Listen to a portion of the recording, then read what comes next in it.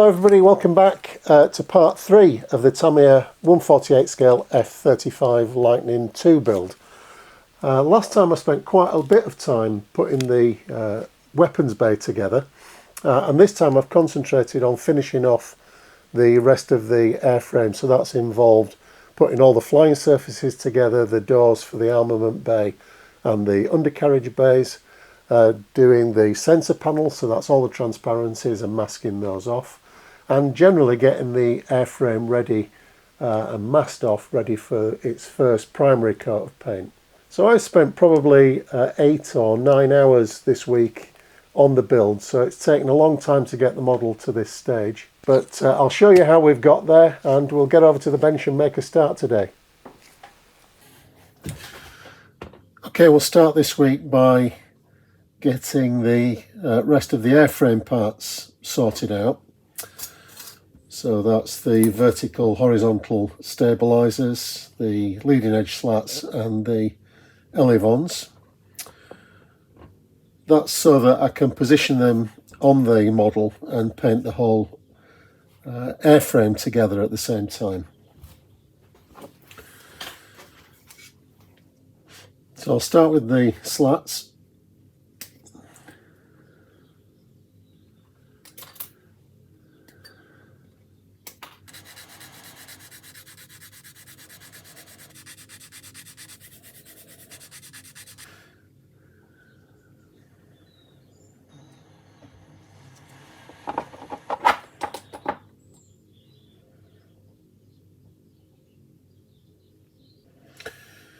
This is Tamiya extra thin quick setting, which I like to use these days.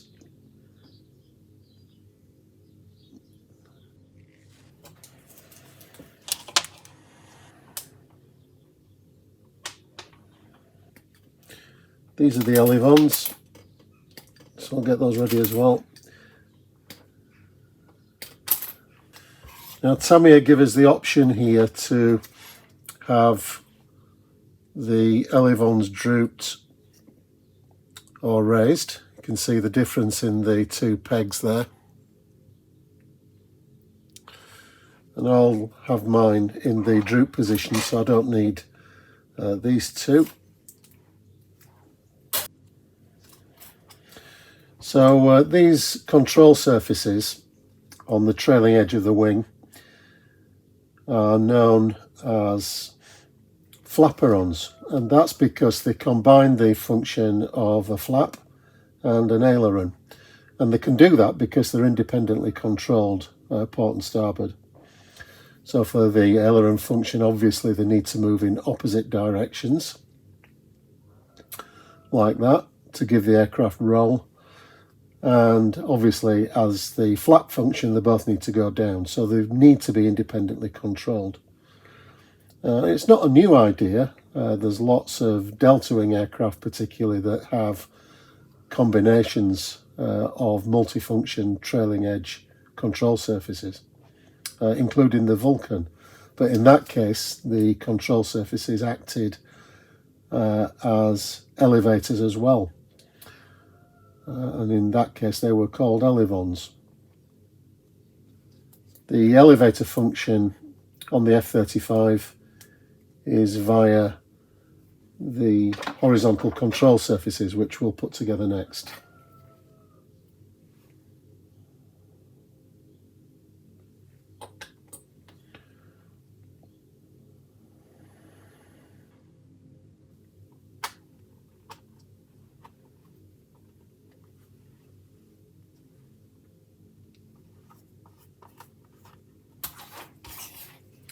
Next, these are the horizontal tail surfaces that I've just mentioned.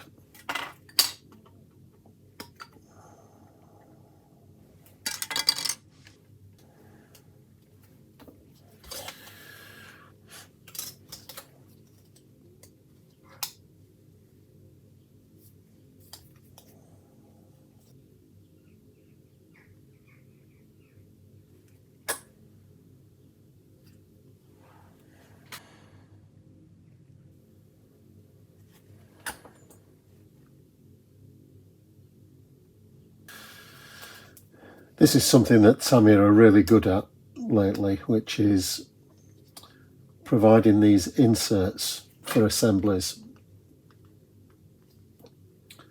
And the way that they can get them to fit so that they're virtually seamless is incredible, really. The remaining line is just enough to suggest the panel line, but no more than that. There's no gap at all. And it's something that very few other manufacturers can achieve, really, that precision of fit. So when you blend them in like that, in this case with this fiberglass pencil, and when that's painted, you just wouldn't know that there are two separate parts to that.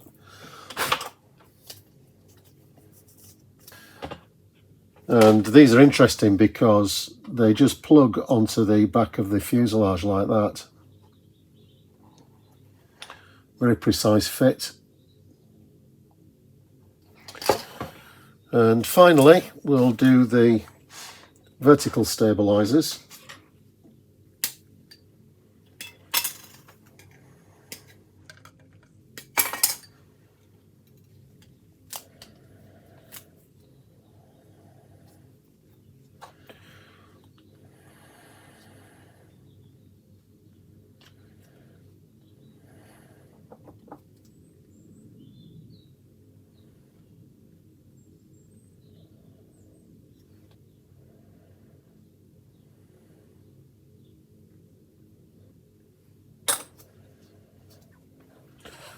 Okay, so I'll leave those to dry for a while, and we'll test fit them onto the model. I've no doubt that they'll fit fine. The next step is to prepare all the sensor panels. There are quite a lot on the aircraft. So this one on the spine here, there's one underneath. The main sensor at the front of the aircraft. These are all covered by these transparencies, which need to be masked off, obviously. There's a set of masking stickers in the kit, which I'll be using. But I want to paint these along with the rest of the airframe, just to make sure that the colour matches. So all these openings need to be painted in the background colour. So I've already done the ones that are backed in black. These two are silver. So we'll just get those painted up now. This is Mr. Hobby Superfine Silver.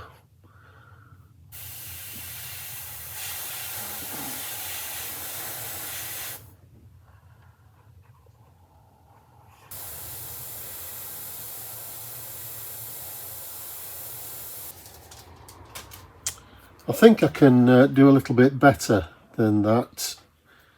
So I'm going to use some of this. This is bare metal foil. It's the new chrome version. Because I want the interior to really sparkle through the lens openings on the transparencies. So I'll see if this can make the backing a little bit brighter.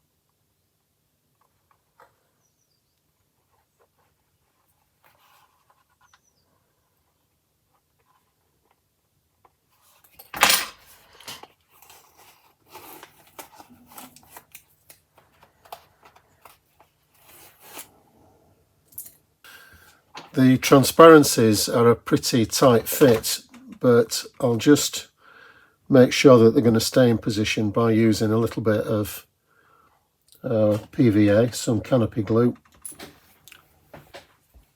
which is this.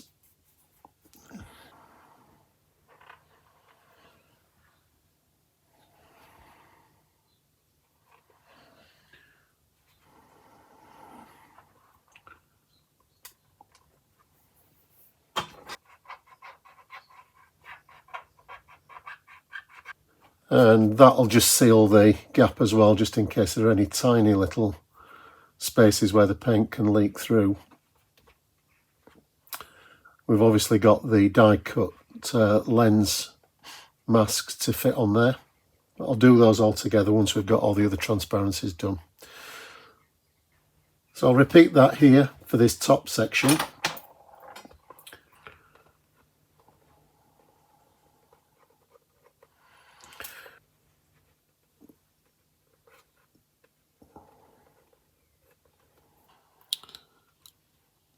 I think that's better than the paint. We'll see how it looks once we can look through the lenses.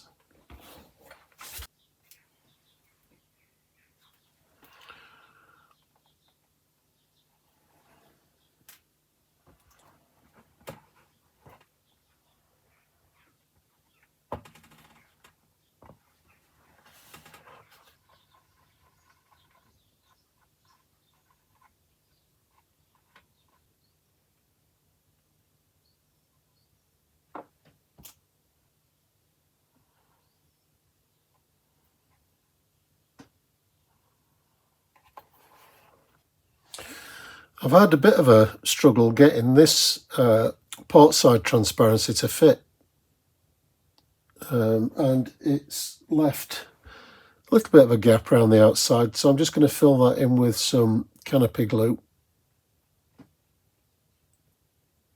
It's a bit strange, the starboard side just dropped straight in, so I don't know if there's a problem there. That's taken a little bit of work to get that to fare in properly, but with a combination of the canopy glue, and I've also touched it in with a bit of crystal clear as well, that appears to have sealed in okay. So the last thing is to put the sensor in the nose here, or the sensor cover rather.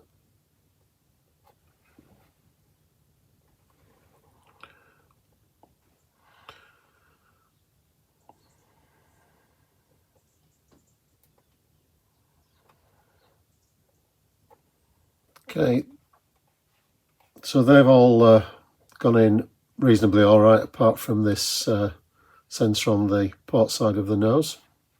So I need to mask all these transparencies up now, ready for painting.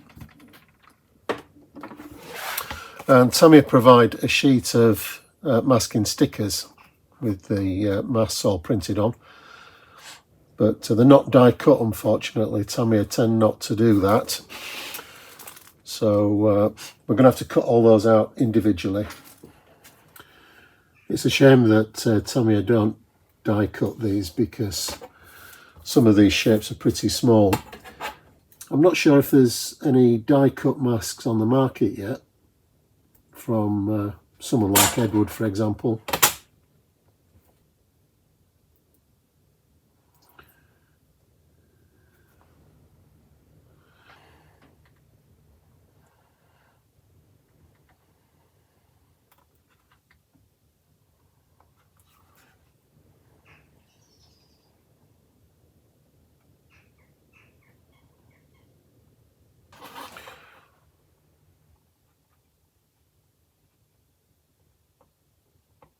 So we need a nice brand new blade in the knife for these.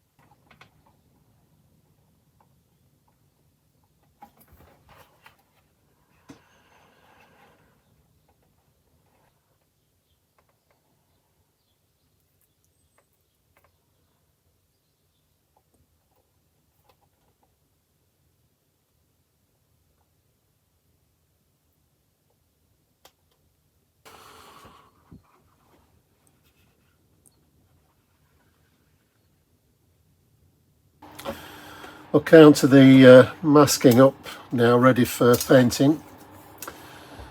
And I'll be using these for the armament bay.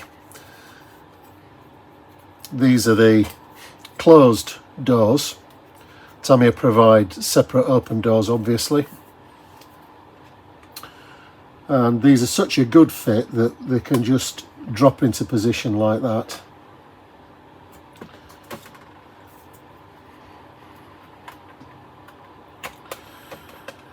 So that's really helpful to have those.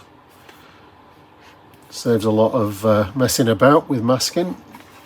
We can't do the same with the undercarriage doors, unfortunately. They don't fit in the closed position, at least not without cutting them. So I can't use those. I'm going to have to use some tape for the undercarriage bay doors.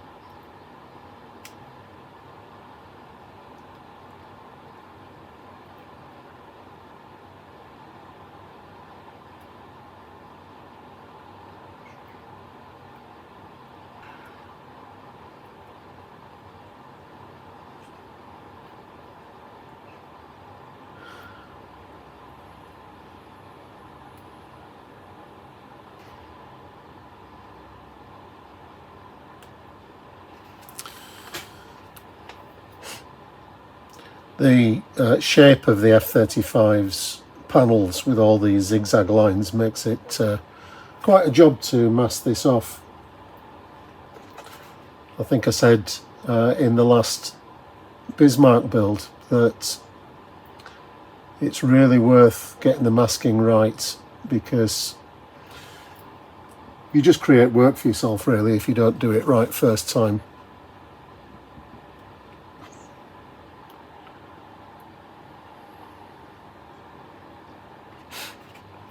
Okay, so I'll just work around the rest of the airframe. I've got the nose gear bay to mask off, the access ladder bay and the cockpit, of course, and then once that's all done I'll come back to you and we'll get some primer on.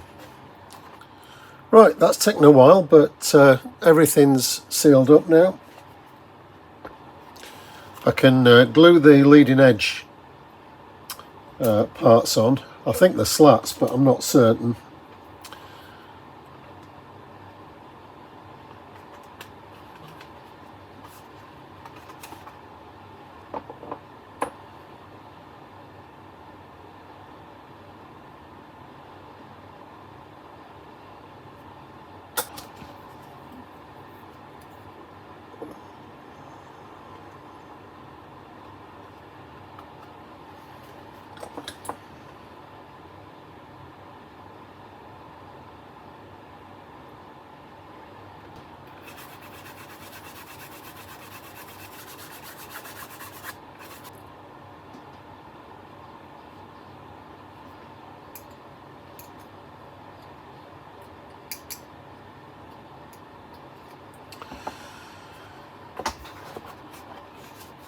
And I'll fix the tail surfaces on as well, and with those I applied the cement onto the tail surface itself, and the reason for that is if I'd put the glue on this peg, when I put the tail surface on it might have pushed the glue onto the model. So it's safer to apply the glue to the inside, and what that does, it just pushes the cement back into the join. So it's a much lower risk of spoiling the finish on the model.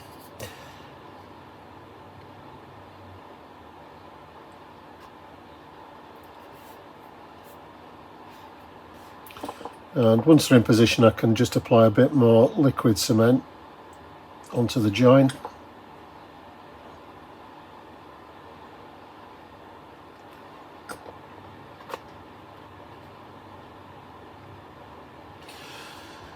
I'll just loosely fit the flaperons and I'll just leave a little bit of a gap so I can get some paint right into the joint. And before I apply the primer, I want to give these areas where we've got the transparencies a coat of black. And that's just to avoid any potential for being able to see the top coat or the primer coat through the transparencies. I don't think you would really, but on the underside here, where you can see the transparencies from either side, it probably would show if I got primer as a first coat on these. So a bit of black will sort that out.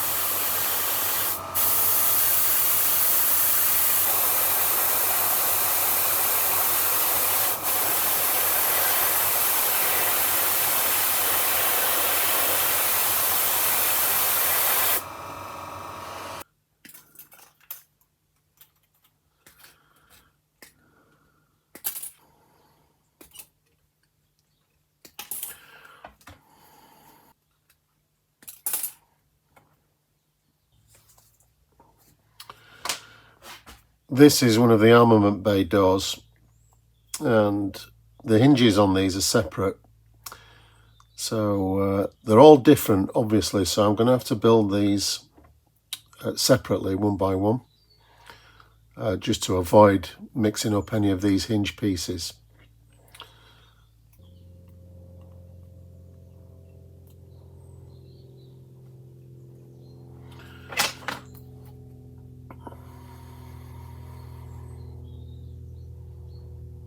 Just need to take a bit of care locating the hinge pieces. They slide into the back of the inside face of the door.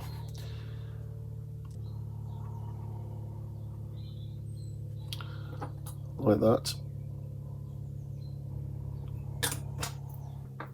And I'll just sand the sprue gate flush on that, just so that it sits properly on the outer face of the door.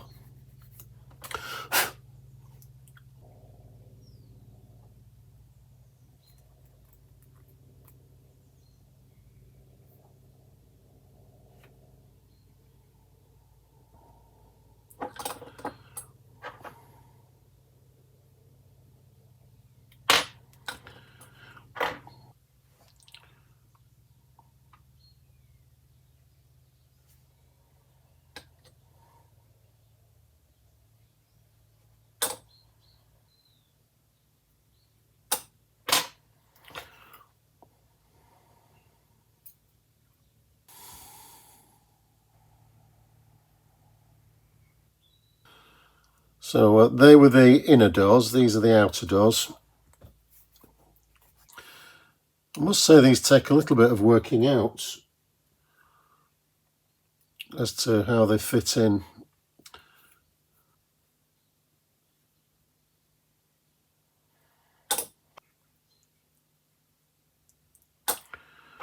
So you just need to be careful with those. I found those quite difficult to understand how they went together. Again, we'll just sand the backs just to make sure everything's flush.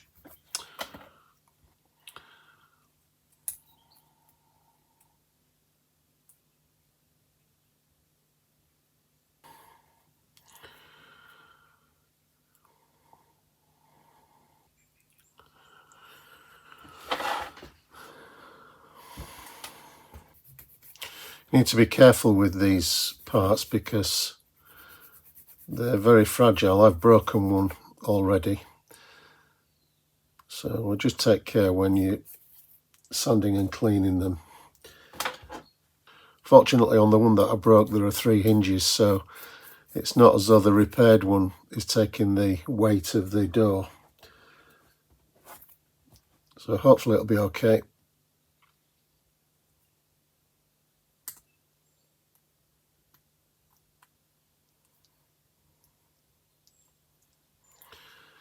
These have all actually got little keys on them, so I'm guessing that it would be difficult to get them mixed up.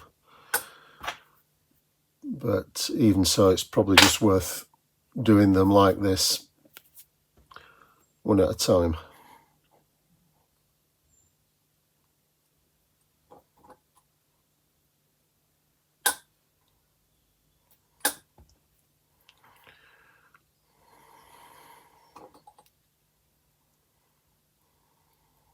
It takes a while to find the location for these inner door sections. There's only a couple of small pips on the parts, but once you've found those pips, they actually clip together fairly positively. So if they're not going together easily, you've not got them in the right place.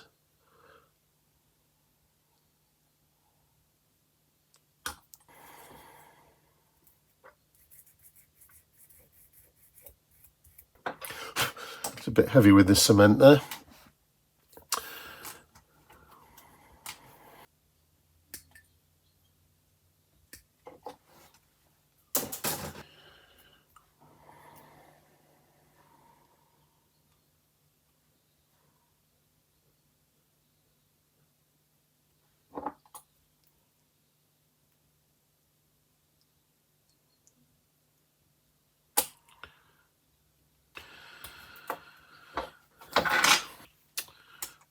The last thing I want to prepare is the nose gear doors.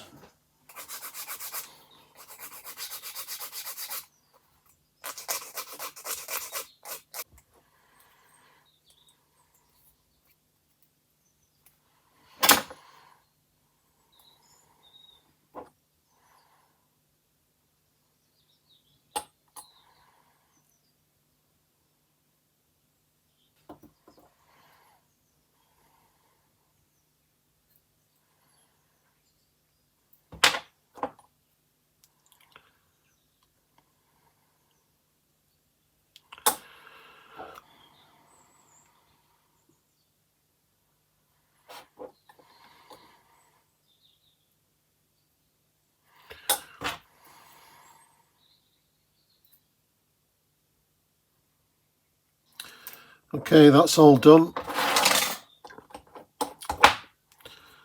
So we'll get those primed up and the rest of the airframe, and we'll be able to get some of the top surface colour on then.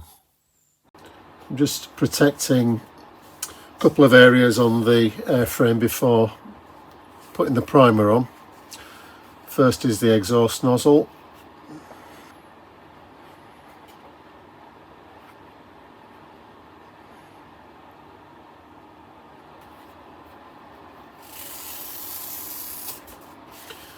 And also the intakes.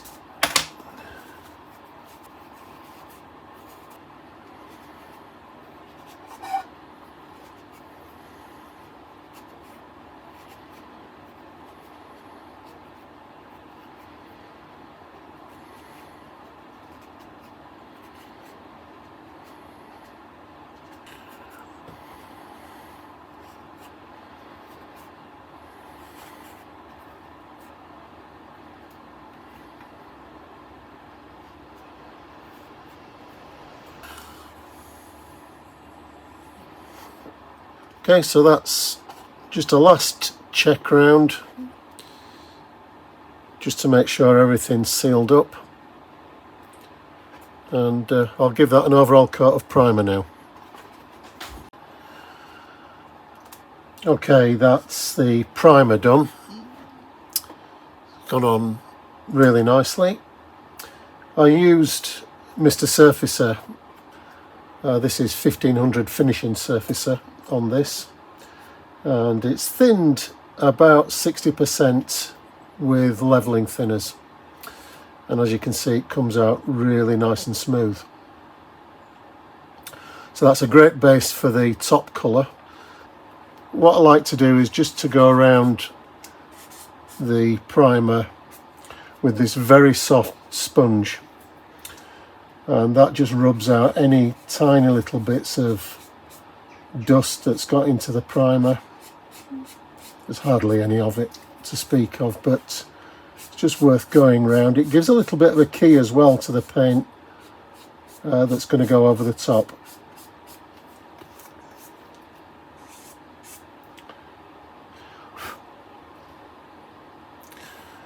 Just give it a really close look around, make sure there's nothing that's going to spoil the finish. Okay, I think we're good to go there. As far as I can see, there's nothing else in the primer. So what I want to do now is give the whole airframe a coat of this mix. This is from the Tamiya instructions, and it's what I call the LP15 mix. Tamiya give us two airframe colours to mix up from Tamiya lacquer paints. One with LP15 and one with LP14, both with some NATO brown in it, with various mixtures. And although Tamiya quote the lacquer paint range, I actually use the new Tamiya basic acrylic equivalents for LP15 and LP14.